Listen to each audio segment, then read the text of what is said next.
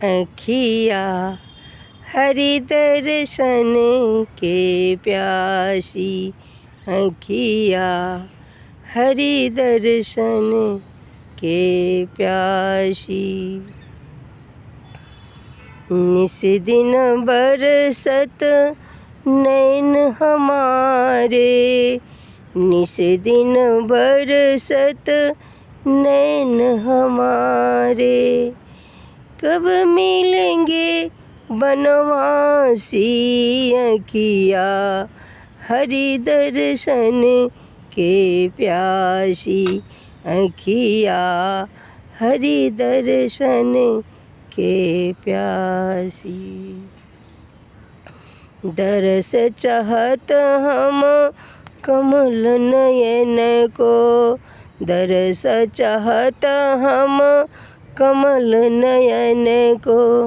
निस दिन रहत उदासी, अखिया हरि दर्शन के प्यासी, अखिया हरि दर्शन के प्यासी। हमारे राघव जी सरकार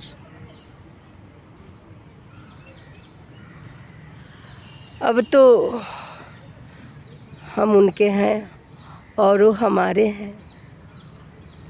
वो भले ना अपनाए हमें, कोई बात नहीं, लेकिन मैंने तो अपना जीवन उनके हवाले ही सौंप दिया है।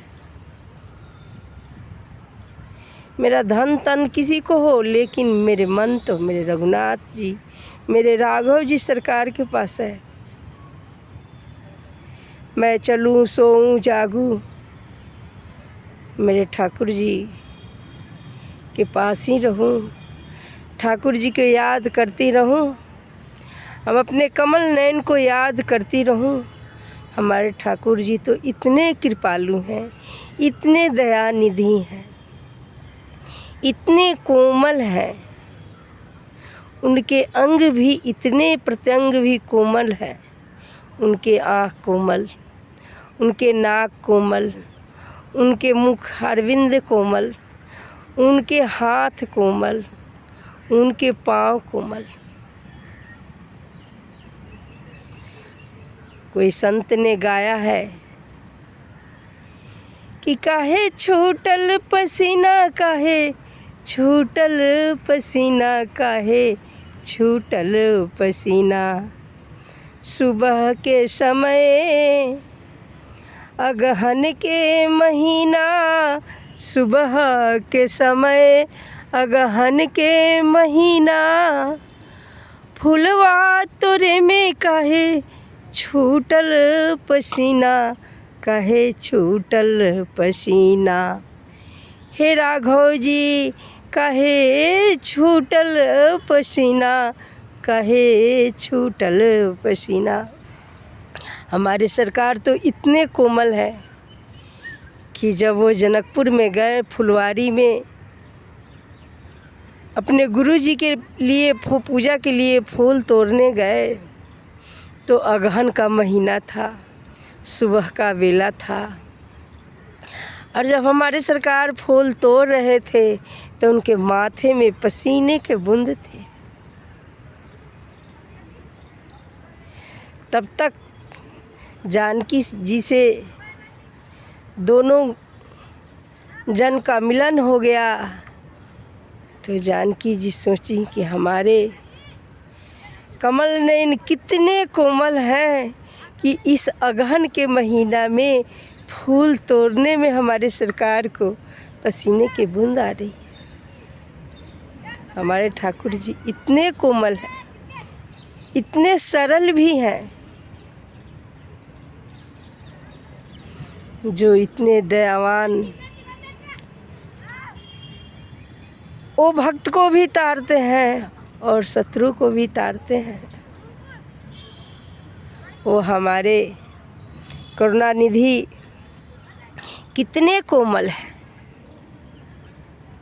जब सुदामा जी और कृष्ण जी का मिलन हो रहा था तो दोनों अपने बाहों में गले मिल रहे थे जकड़ के।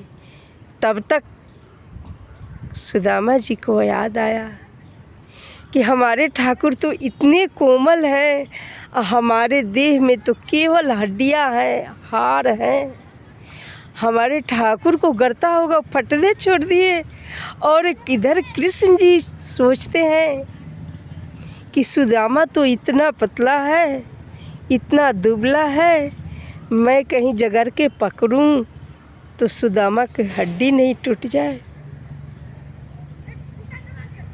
हमारे सरकार तो इतने कृपालु हैं, उस कृपालु को छोड़कर हम और आप मैं क्या लगा रहता है। मेरा ये है, मेरा ये है, मेरा ये है,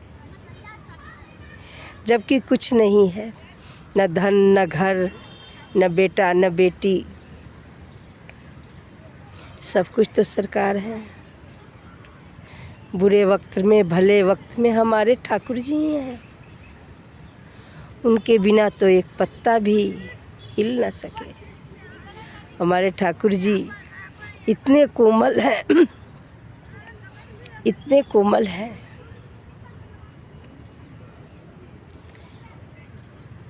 हमारे ठाकुर जी जब फुलवारी से फोड़ तोड़ के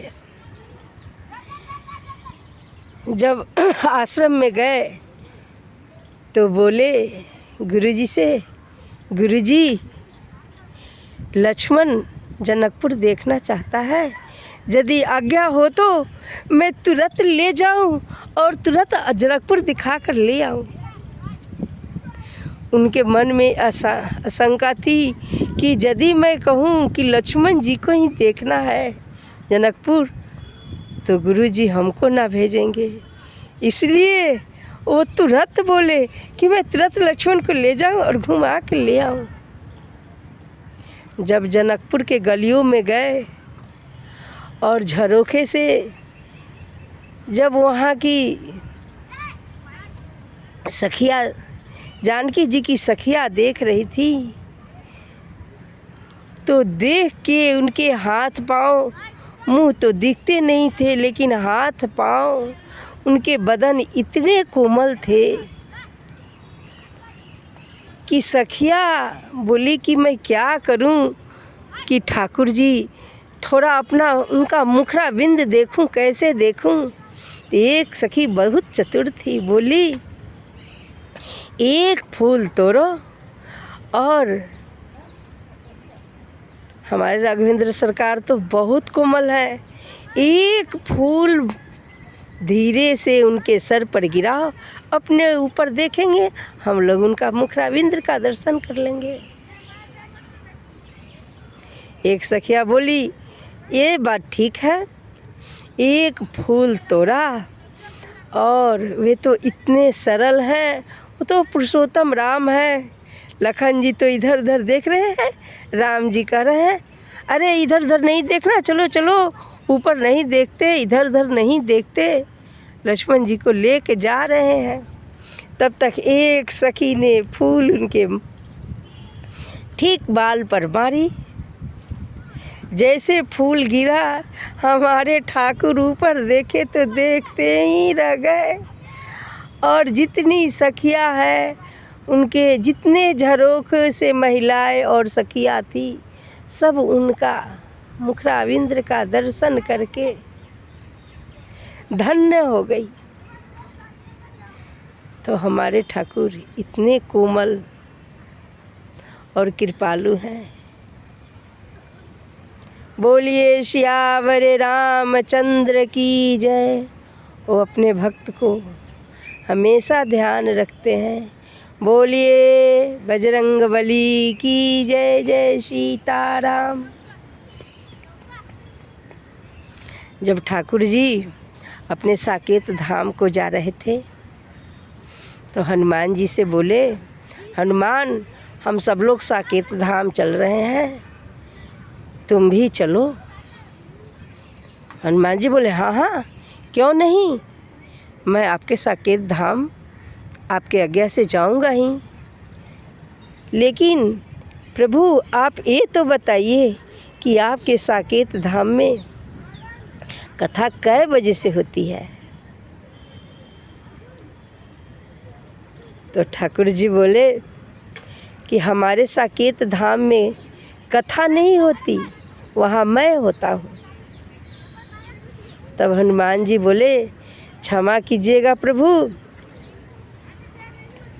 मैं आपका आज्ञा का पालन नहीं कर सकता, मैं साकेत धाम नहीं जा सकता। जब तक इस धरती पर आपके कथा होते रहेंगे तब तक मैं इसी धरती पर आपके कथा सुनूंगा और आपकी जहाँ कथा होती है वहाँ आप ज़रूर होते हैं, तो आप भी मिलेंगे और आपकी कथा भी मिलेगी। श्री राम जी मुस्कुराकर बोले कि ठीक है, लेकिन देखते रहना, जो हमारे भक्त हैं, जो हमारे नाम लेते हैं, मेरे नाम का भजन कीर्तन करते हैं, उनको हनुमंत ज़रूर ध्यान रखना, उन पर कोई आँच ना आए। बोलिए सियावर रामचंद्र की जय, पवन सुत हनुमान की जय, जय सीताराम। इस पर हनुमान जी बोले कि हाँ प्रभु। हनुमान जी एक कथा सुनने के इतने आदी हैं, तुलसी बाबा लिखे हैं, रामचरित्र सुनवे को रसिया, राम लखन सीता मन बसिया। रामचंद्र जी के केवल उनके चरित्र, उनके कथा के गुणगान सुनने के ही रसिक हैं हनुमान जी। आप कितना पूजा करो, लेकिन जहाँ कथा भगवान की होती है, यत्र यत्र रघुनाथ कथा तत्र तत्र बजरंगबली। जहाँ जहाँ हनुमान जी एक हैं, लेकिन यदि लाखों जगह श्री राम जी का कथा होती है तो लाखों रूप में हनुमान जी वहाँ रहते हैं। बोलिए सियावर रामचंद्र की जय, हनुमान की जय, जय सीताराम।